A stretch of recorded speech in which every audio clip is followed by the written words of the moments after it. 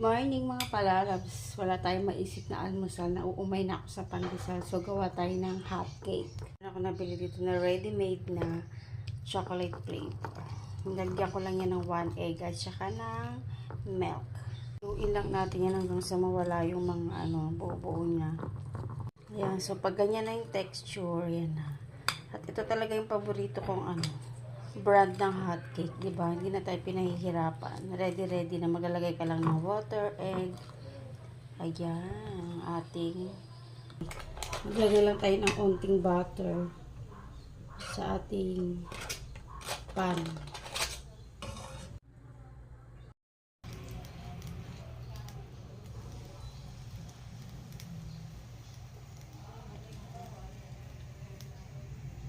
At dahil mainipin nga ako nung nilalakihan ko na yung pancake ko, mga palapis, para i-slice ko na lang. Ayoko na maliliit. Ang tagal-tagal lutuin. Hard part, yung pagbaliktad niya, mga palapis.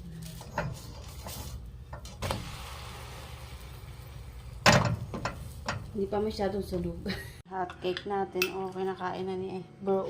Ayan, meron tayong 3 pirasong nagawang hot cake. Kain na.